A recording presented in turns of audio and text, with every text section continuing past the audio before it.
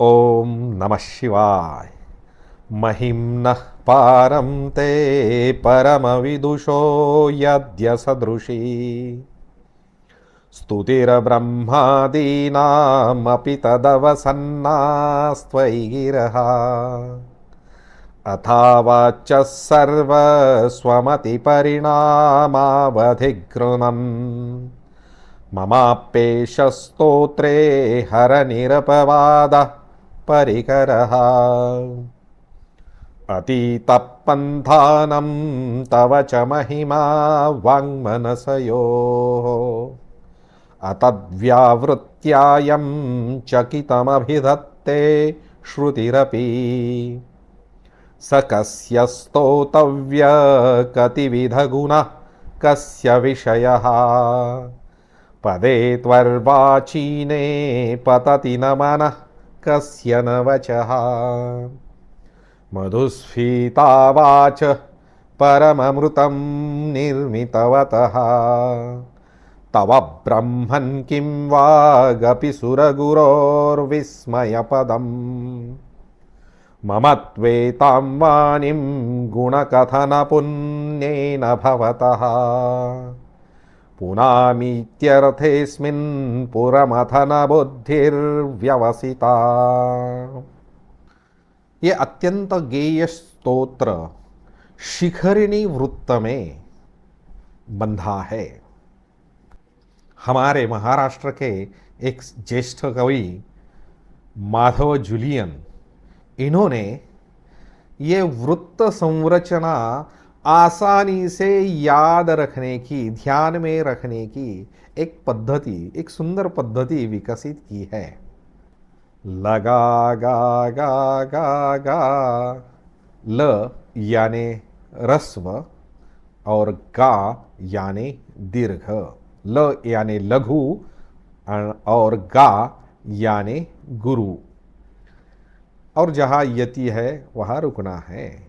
लगा गा गा गा गा, ल ल ल ल ल गा गा ल ल ल गा, महिम्नः पारं ते परमविदुषो यद्य सदृशी। ऐसा यह स्तोत्र अत्यंत लालित्यपूर्ण है और गेय है। पहले 3 श्लोकों में पुष्पदंत जी ने शिव महिमा के महानता का वर्णन किया है कि शिवजी का महिमा कैसा है, तो वो मन और बुद्धि के कक्षा के बाहर है, उसके पहुँच के बाहर है। लेकिन श्रद्धा से कोई भी अपनी मति के अनुसार उसके अर्वाचीन रूप का, जो सगुण साकार और सगुण निराकार रूप है, उसका गुण वर्णन, उसका स्तोत्र कथन कर सकता है। और इस अधिकार से पुष्पदंत कहता है कि मैं आपका स्तोत्र गायन कर रहा हूँ। और इसमें मेरा उद्देश्य क्या है? तो इसमें मेरा उद्देश्य यही है कि इस स्तोत्र गायन से, आपकी महिमा के गुण वर्णन से मेरी वाणी मैं पवित्र करना चाहता हूँ, और इसलिए मेरी बुद्धि इसमें प्रवृत्त हुई है। वाणी ये मन का स्थूल प्रकटीकरण है। हमारी वाणी पवित्र हो जाती है तो हमारा मन भी पवित्र हो जाता है। और इसलिए हमारे परंपरा में स्तोत्र कथन का, स्तोत्र पठन का, सूक्त पठन का और भगवान के नामस्मरण का महात्म्य है। इसके आगे पुष्पदंत जी कहते हैं, तव ऐश्वर्यं यत्तत् जगददुय रक्षा प्रलयकृत् त्रयी वस्तु व्यस्तं तिसृषु गुणभिन्नासु तनुषु। अभव्यानामस्मिन् वरदरमणीयामरमणी विहन्तुं व्याक्रोशिं विदधत इहैके जड़धियः। आपका ऐश्वर्य जो तीनों वेदों में विस्तार से अलग अलग तरीके से बताया है और आप एक निर्गुण परमात्मा अलग तीन गुणों से इस सृष्टि का सृजन, इस जगत का जगद उदय रक्षा प्रलय कृत, इस जगत का उदय यानी सृजन, रक्षण और प्रलय करके विनाश करते हैं, या आपके ऐश्वर्य का अभव्यानामस्मिन् वरदरमणीयामरमणिं, जो अज्ञानी है, जो भाव रहित है, जो भावहीन है, जो अज्ञानी है, जो मूढ़ है, वो हे वरद, यह शिव को संबोधित किया है। वर देने वाले, हर एक श्लोक में एक एक संबोधन आया है। तो हे वरद, ये जो अज्ञानी मूढ़ अश्रद्ध लोग हैं, वो क्या करते हैं? रमणीय अरमणीम, प्रथम या प्राइमा फेसी हम बोलते हैं ना, कि एक सुनने में वो अच्छा लगता है, चारुवाक, चारु मीन्स अच्छी, जिनका कहना शुरू अपने को सुनने में अच्छा लगता है, लेकिन जो अरमणीम है, अरमणीम यानी कि जो अभद्र है, जो अवास्तविक है और जो अयोग्य है, ऐसे इसको बोले कि ऐसे नैरेटिव को, ऐसे विमर्श को, व्याक्रोशिम, वो क्या करते हैं? विहंतुम, आपके ऐश्वर्य का हनन करने के लिए, जैसे चारित्र्य का हनन होता है आजकल अपने राजकारण में वही चलता है। यह शब्द कहा गया है जड़धियहा, जड़ बुद्धि। हमें थोड़ा बालक बुद्धि की याद आई होगी, रहेगी शायद। तो जड़ बुद्धि ये है कि जो लोग जड़वादी है, अध्यात्मवादी या अध्यात्म को मानने वाले और जड़ को मानने वाले, समझिए ये दो विचार है। एक को कहते हैं जड़वाद, भौतिकवाद, इहवाद, और दूसरे को कहते हैं अध्यात्म। तो आध्यात्मिक लोग क्या कहते हैं कि इस विश्व में जो जड़ निर्माण हुआ है या जड़ का जो आविष्कार हुआ है वो चैतन्य के कारण हुआ है। तो चैतन्य कारण है और जड़ कार्य है। और ये जड़वादी तथाकथित खुद को विज्ञानवादी कहने वाले ये क्या कहते हैं कि इस विश्व में जो चेतना और जो चैतन्य का आविष्कार हुआ है तो ये जड़ के संयोग के कारण हुआ है। यानी कि क्या कि जड़ कारण है और चैतन्य कार्य है।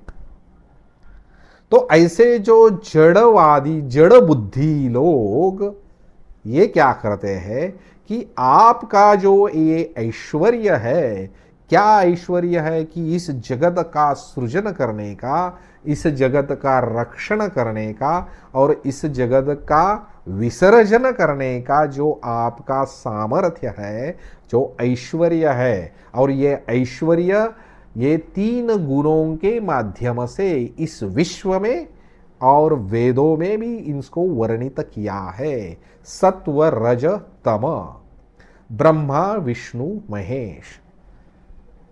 रज गुण के कारण ब्रह्मा जी इस विश्व का सृजन करते हैं, सत्व गुण से इसका पालन होता है और तमो गुण से इसका विसर्जन होता है। तो ऐसे आपके इस ऐश्वर्य का हनन करने के लिए ये जड़वादी लोग ऐसे विमर्श का, ऐसे व्याक्रोश का सहारा लेते हैं, उसका आश्रय लेते हैं, उसका पक्ष लेते हैं और उसको अपने बुद्धि में धारण करते हैं। इसके आगे पुष्पदंत जी कहते हैं, किमिह किंकाय सखलु किमुपायस्त्रिभुवनम् किमाधारो धाता सृजति किमुपादान इति च अतर्केश्वर्ये त्वय्यनवसरधुस्थो हतधियः कुतर्कोऽयं कांशिन्मुखरयति मोहाय जगतः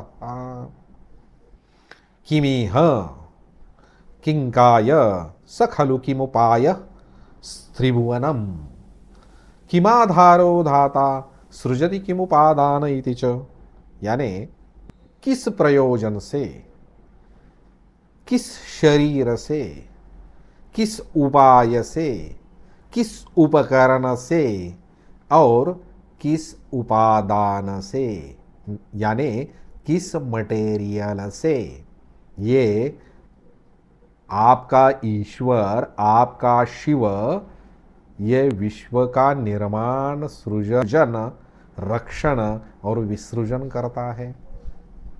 ये ऐसा तर्क करते हैं, ऐसा पूछते हैं, क्योंकि अगर एक घट बनाने का है मिट्टी को तो कुंभार का शरीर चाहिए, एक कुंभार, दो हाथ दो पैर एक सिर वाला एक कुंभार चाहिए, फिर उसके लिए एक यंत्र चाहिए, चक्र रूपी उपकरण चाहिए, उपाय चाहिए, और फिर उसके आगे उसको वो घट बनाने के लिए एक मिट्टी चाहिए।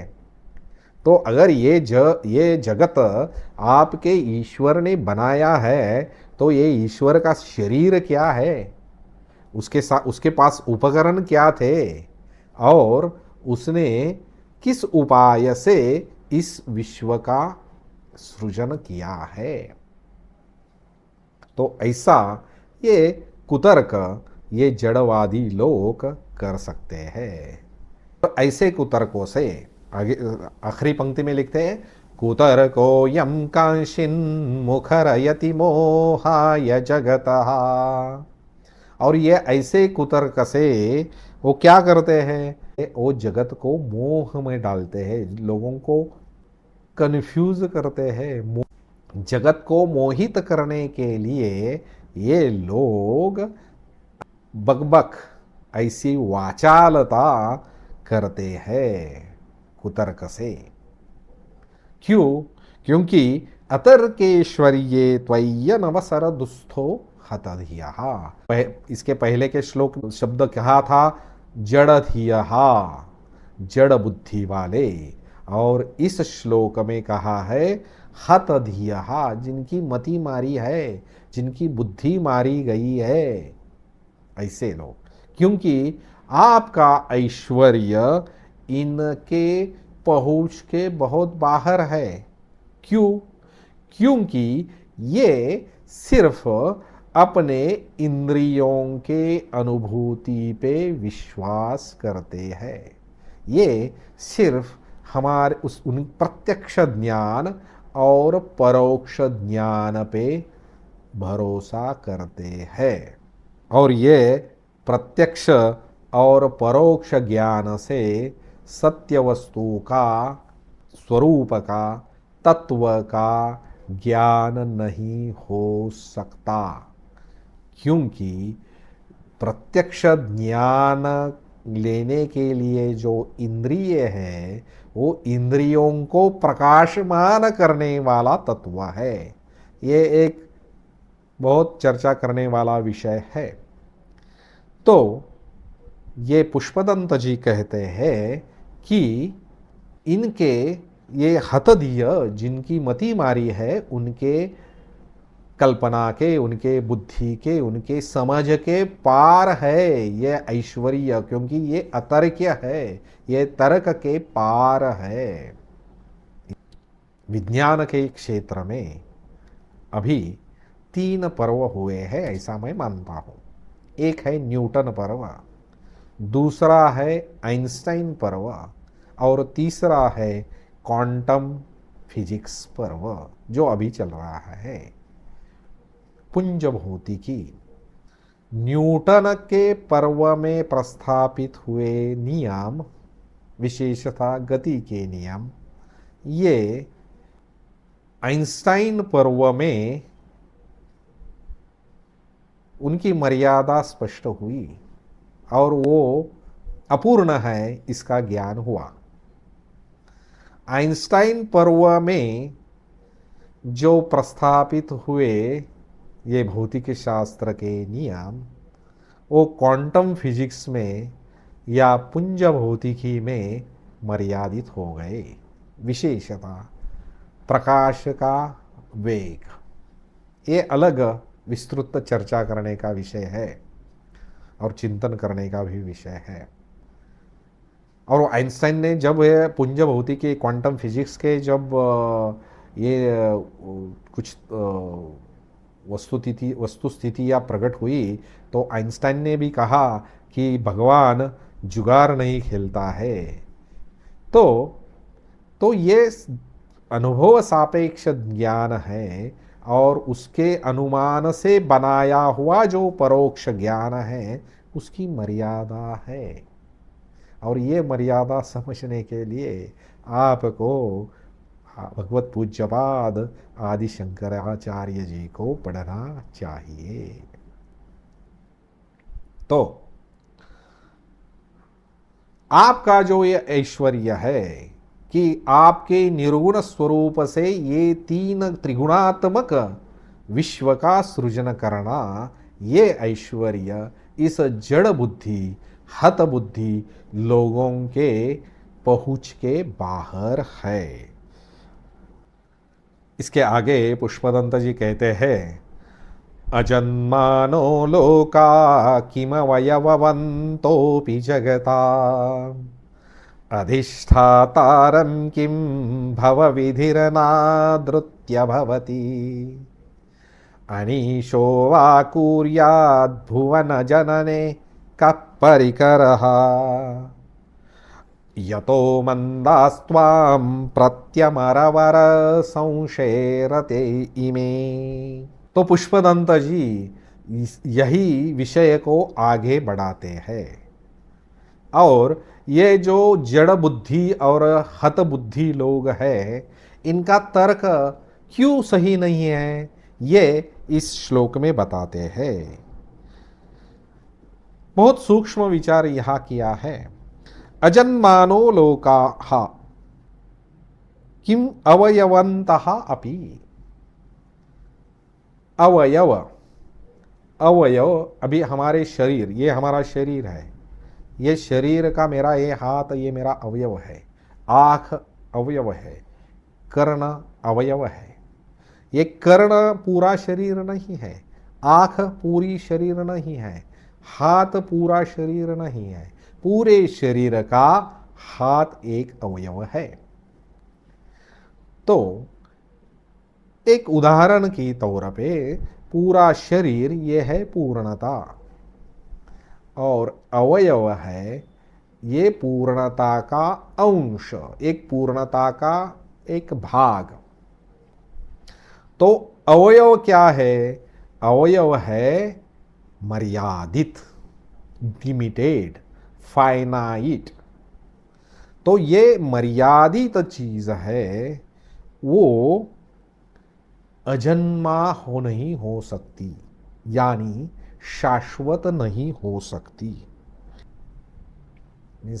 और थोड़ा सा समझने की कोशिश करते हैं कि जो भी चीज मर्यादित है, जो भी चीज वस्तु मर्यादित है, उसको एक मर्यादा है और कोई भी मर्यादित वस्तु दूसरे वस्तु के आश्रय से ही रहती है। ये जो मर्यादित वस्तु है उसमें परिवर्तन होता है और ऐसी मर्यादित वस्तु कभी ना कभी निर्माण सृजित हुई है और ये कभी ना कभी ये नष्ट होने वाली है। तो उत्पत्ति, स्थिति और लय, ये तीनों चीजें इस जगत में जो सभी वस्तुएं है उसको लागू है। और देखिए, ऐसी जगत में एक भी वस्तु नहीं है कि जो निर्माण हुई नहीं है, निर्माण हुई है, उसमें परिवर्तन हुआ है और उसका विनाश हुआ है।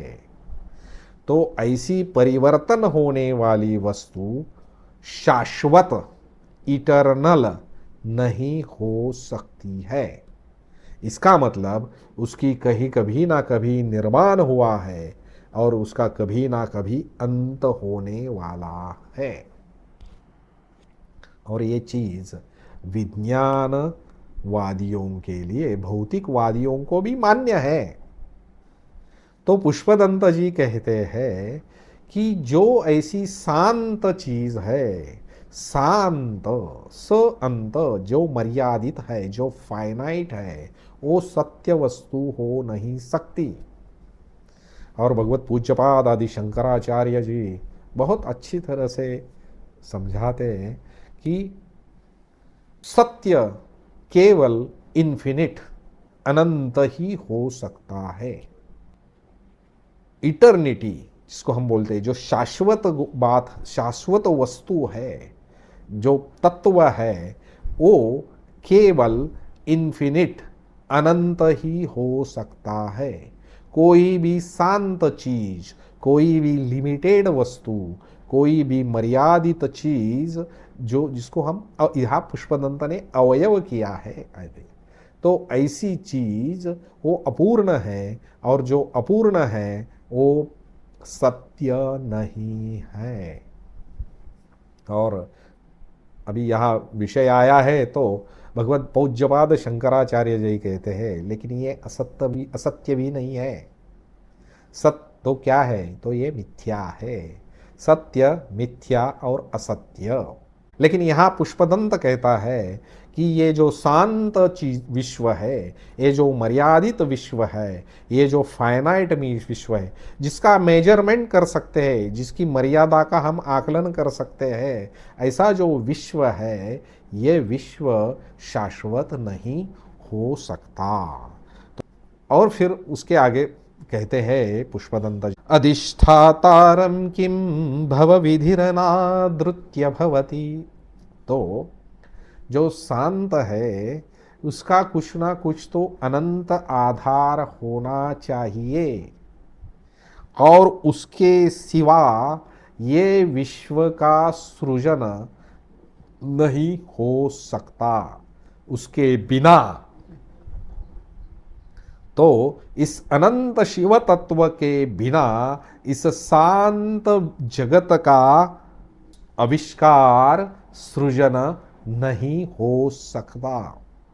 के आगे कहते हैं, अनीशो वा कुर्याद् भुवन जनने कपरिकरः।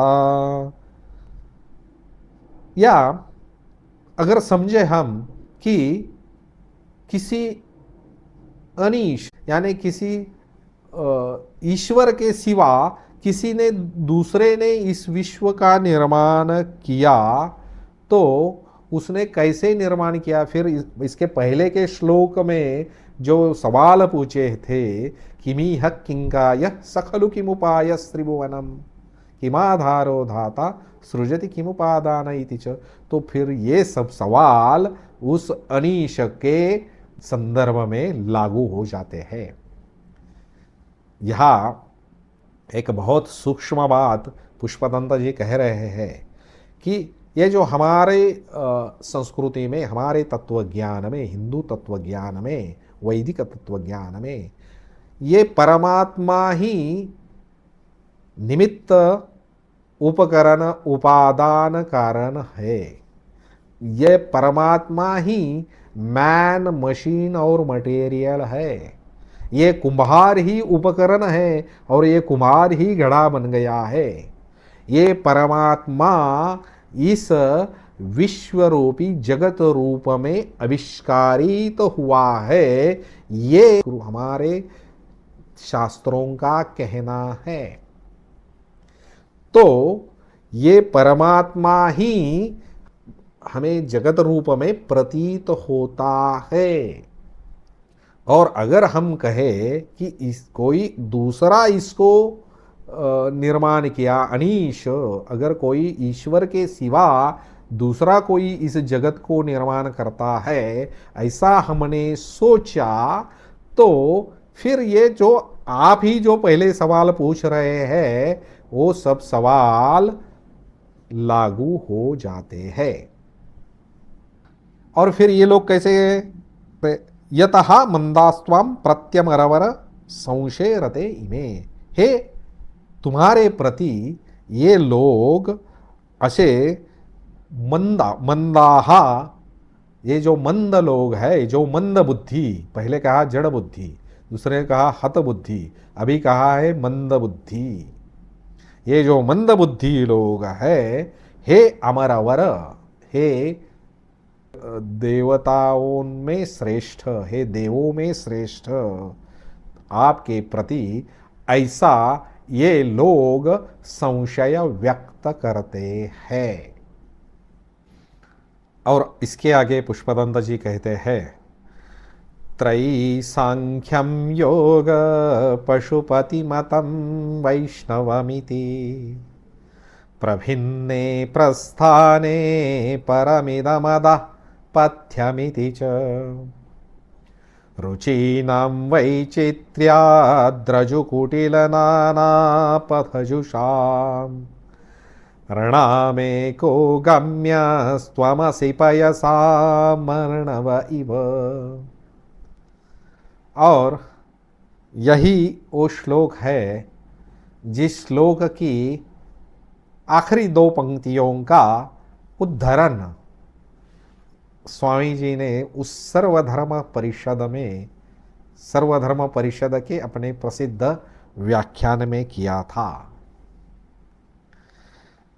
तो क्या कहते हैं पुष्पदंत, त्रयी सांख्यम योग पशुपति मतम वैष्णवम इति, तीन वेद, सांख्य, योग, पशुपति, वैष्णव, ऐसे जो मत है इस भारतवर्ष में, इस भारतवर्ष में अनेक मत और अनेक संप्रदाय हैं, और तत्व का, जीव जगत ईश्वर, इनका स्वरूप प्रतिपादन करने के लिए इस हमारे भारतीय परंपरा में 12 दर्शन हैं।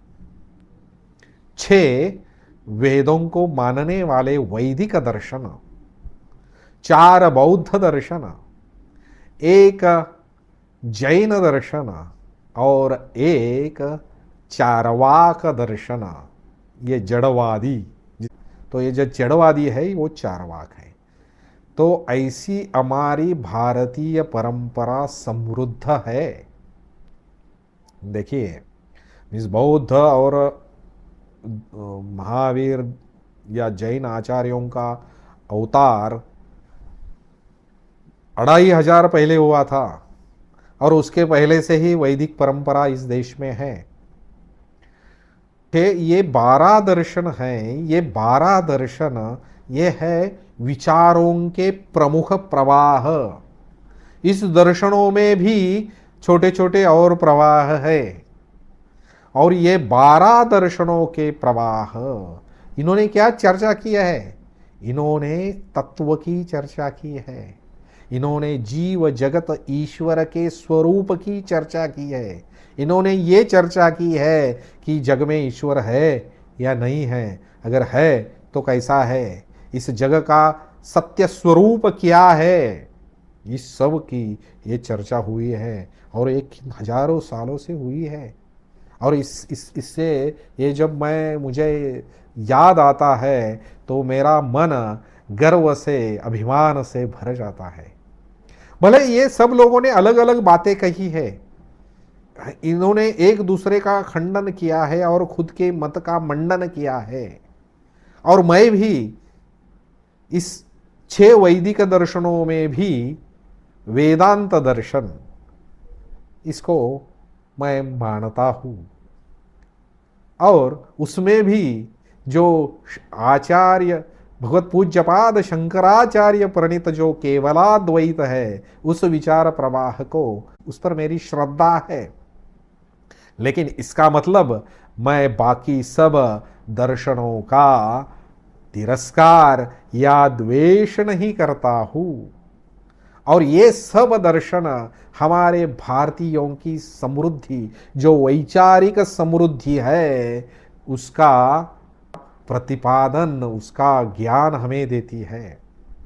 स्वामी विवेकानंद जी को ही किसी एक विदेशी ने पूछा था कि आपके देश में कितने संप्रदाय है और किस किस तरीके से लोग अलग अलग, इतने देव देवता है, हर एक का इष्ट देवता अलग है, और ये इतनी विविधता, इतने संप्रदाय, इतने मत आपके देश में कैसे है।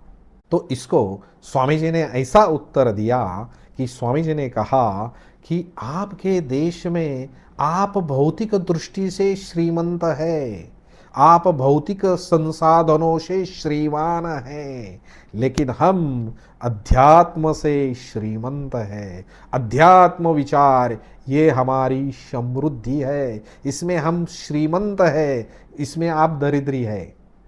अभी हो सकता है कि भौतिक संसाधनों में हमारा देश दरिद्री है, तो इसलिए हमारे देश में चॉकलेट का, आइसक्रीम के अलग अलग फ्लेवर्स नहीं होंगे उस समय में। लेकिन स्वामी जी ने ये कहा, लेकिन हमारी खाद्य संस्कृति भी बहुत वैविध्य से और इससे भरी है, वो भी दरिद्री नहीं है। लेकिन कहने का मतलब कि इस देश में ये अध्यात्म विचार, इतना वैचारिक समृद्धि इतनी है, और इसलिए ये तत्व विचार करने वाले अलग अलग दर्शन हैं। तो पुष्पदंत कहता है कि ये सब अलग अलग दर्शन हैं, अलग अलग मत है। ये क्या कहते हैं? अभी यहाँ पुष्पदंत ईश्वर को मानने वाले, शिव को, परमेश्वर को, किसी सत्ता को मानने वाले ऐसे दर्शनों की बात कर रहे हैं। तो क्या कहते हैं कि ये प्रभिन्ने प्रस्थाने, ये क्या कैसे है, ये पंथ, ये मार्ग अलग अलग रास्तों से जाने वाले हैं। और क्या कहते हैं, ये अलग अलग रास्तों से जाने वाले हैं, इनके विचार अलग अलग है। और लेकिन ये क्या कहते हैं सब लोग कि पथ्यमिति जो, हमारा ही मार्ग श्रेष्ठ है, हमारा मार्ग ही परम है, और हमारे मार्ग से ही आपको मुक्ति मिल सकती है, ईश्वर का लाभ हो सकता है। और ये आगे की जो दो पंक्तियां है, इसका उद्धरण स्वामी जी ने अपने सुप्रसिद्ध वो सर्वधर्म परिषद के व्याख्यान में शिकागो में किया था। रुचीनां वैचित्र्याद्रजुकुटिलनानापथजुषां ऋणामेको गम्यस्त्वमसि पयसामर्णव इव। रुचीनां वैचित्र्यात्, रुचि वैचित्र्य के कारण, क्योंकि हर एक की रुचि अलग है, हर एक के लाइक्स डिसलाइक्स अलग है, हर एक के राग द्वेष अलग है, हर एक आदमी का मन, हर एक आदमी का स्वभाव अलग है।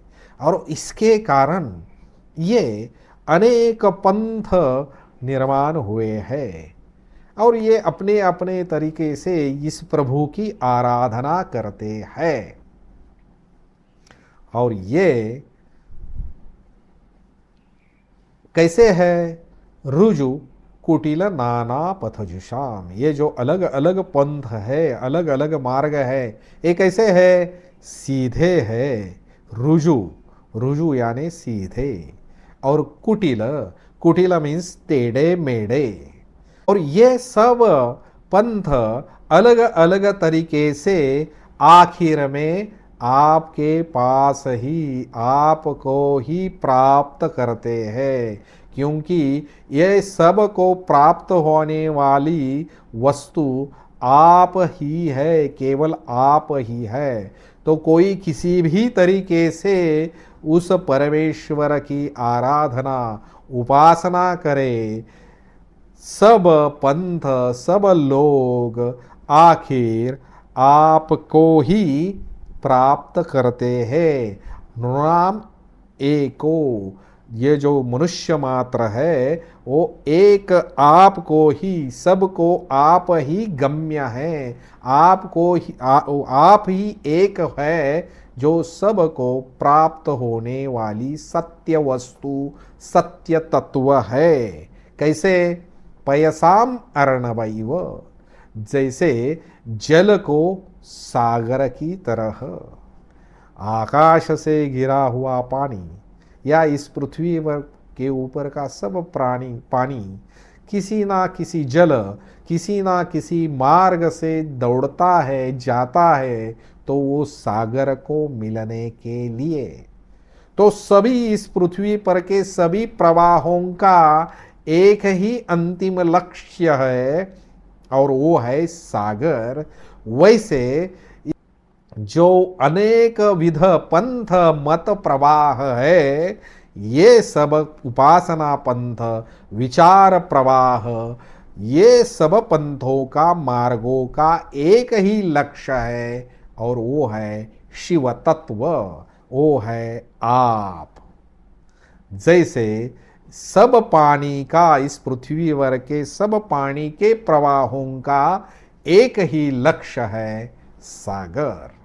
और ये श्लोकों का उद्धरण करके स्वामी जी ने ये विचार वहाँ रखा कि हम हमारी संस्कृति, हमारी हिंदू संस्कृति, भारतीय संस्कृति इस विचार में, इसमें श्रद्धा रखती है कि कोई किसी भी तरीके से उस परमेश्वर की आराधना उपासना करे, आखिर सबको पहुंचना है वही एक जगह पे। स्वामी जी ने वहाँ उसका उद्धरण किया। क्या मीन्स एक 4-5 मिनट का उनका व्याख्यान था और 4-5 मिनट के व्याख्यान में उन्होंने एकदम संदर्भ ये दिया, ये संदर्भ स्वामी जी ने दिया। और तब स्वामी जी क्या कहते हैं, उनके शब्द मैं बताता हूँ। I will quote to you, brethren, a few lines from a hymn which I remember to have repeated from my earliest boyhood. बंधुओं, मैं आपको एक स्तोत्र की, एक पद्य की कुछ पंक्तियां यहाँ कोट करता हूँ, यहाँ बताता हूँ, जो मैं बचपन से रटता आया हूँ, बचपन से गाता आया हूँ, बचपन से कहता आया हूँ, बचपन से पढ़ता आया हूँ।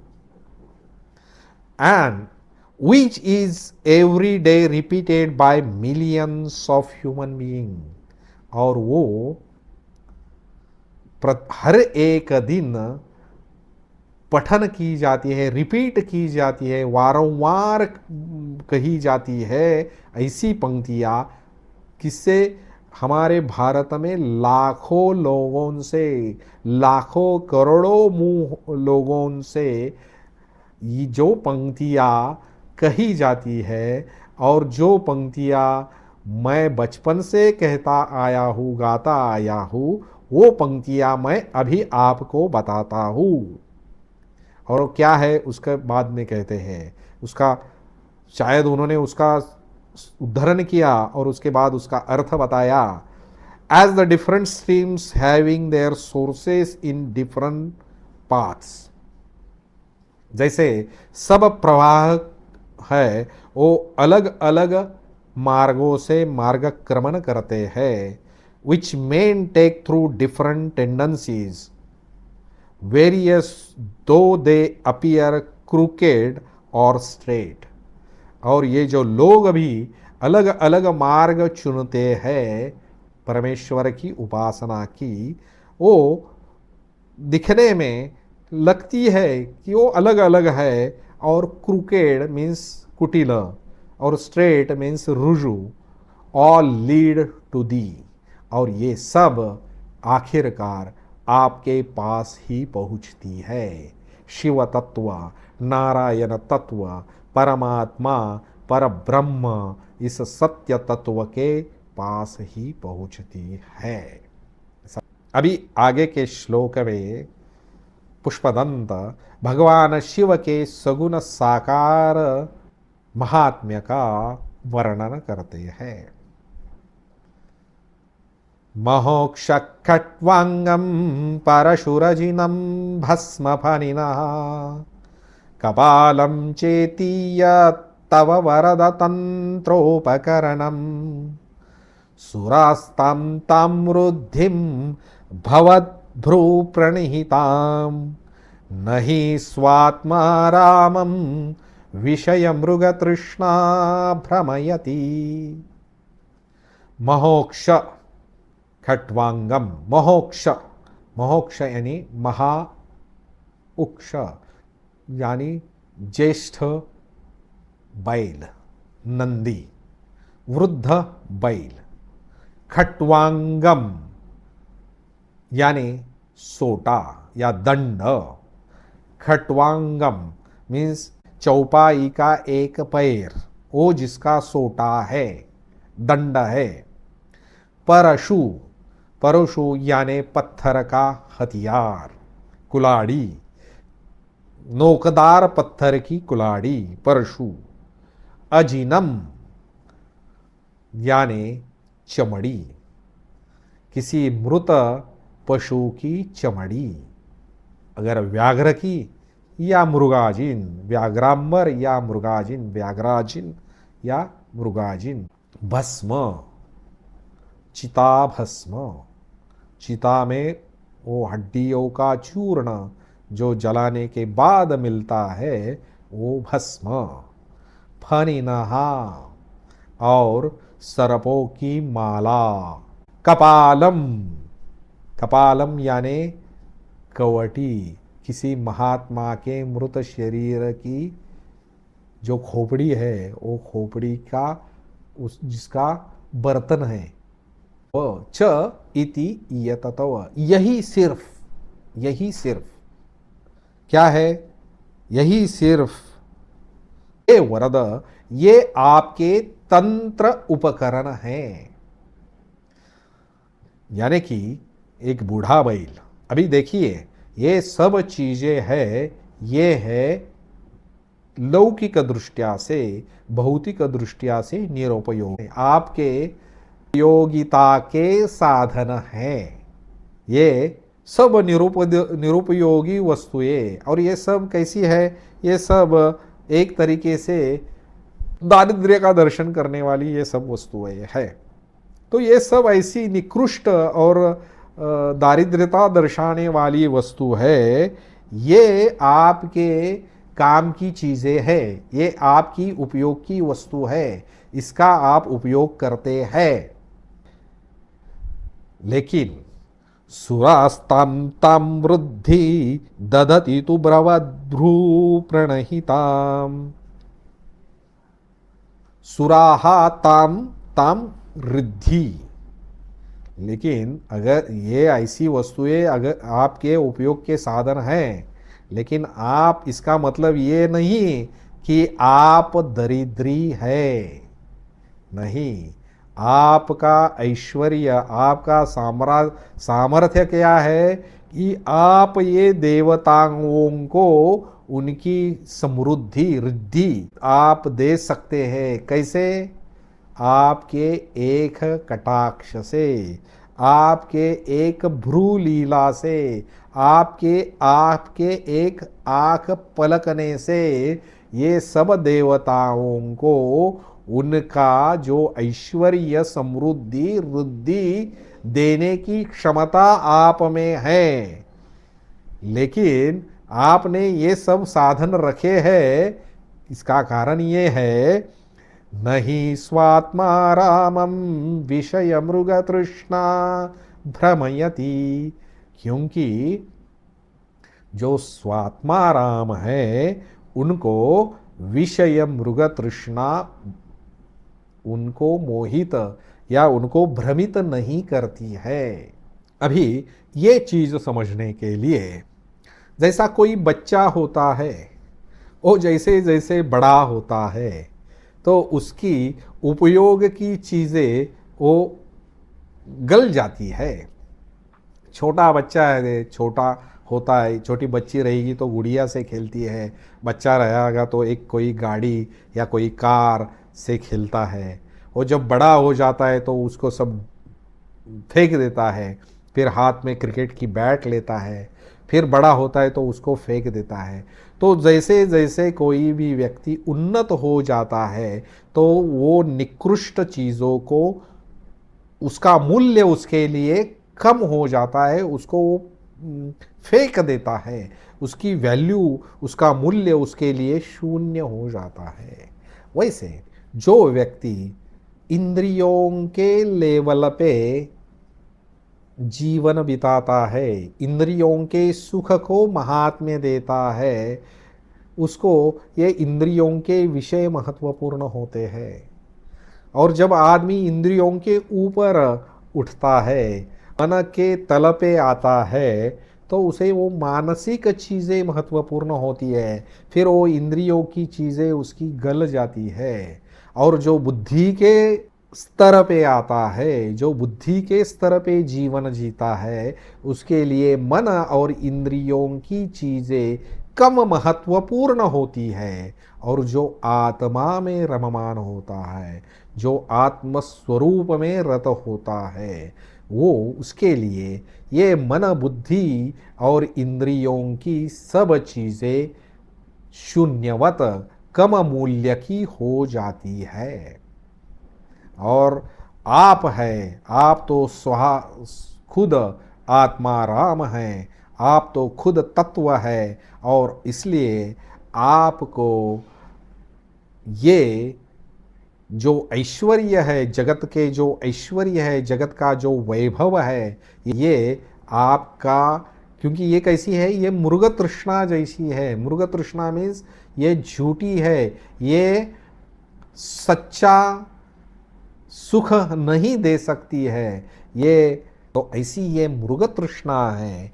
ये मृग तृष्णा आत्मा राम को भ्रमित नहीं कर सकती है। तो ये जो खिलौने हैं वो आपने ऐश्वर्य रूपी खिलौने हैं, वो देवता रूपी, देव रूपी बाल बुद्धि को आप क्षण में दे सकते हैं। आप यानी आपके पास इतना प्रचंड ऐश्वर्य सामर्थ्य है, लेकिन आप तो आत्मा राम हैं, आप स्वात्मा राम हैं। इसलिए आपको इस चीज़ों का कुछ भी महात्म्य नहीं है। इसलिए आपके साधन चाहे वो निकृष्ट या दरिद्री दिखते हो, लेकिन आपका ऐश्वर्य अत्यंत है। तो इस श्लोक के माध्यम से पुष्पदंत कहता है कि आप वैराग्य की मूर्ति हो। आपको इस जगत के विषय, इस जगत की जो समृद्धि है, इस जगत की भौतिक समृद्धि आपको मोहित, भ्रमित नहीं कर सकते हैं, क्योंकि आप स्वात्मारामी हैं। आप उस सत्य स्वरूप में स्थित है। नहीं, आप खुद वो सत्य स्वरूप है। और इसलिए आपको ये मृग तृष्णा वाली, ये भ्रमित करने वाली सांसारिक चीज़ें, सांसारिक समृद्धि आपको मोहित नहीं कर सकती।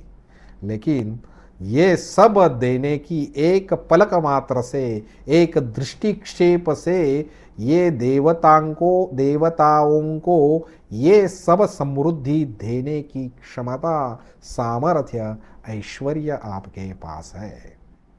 तो ऐसा पुष्पदंत कहता है। और इसके आगे एक कथा में प्रवेश करता है। वो हम अगले इसमें देखेंगे। ओम तत्सत।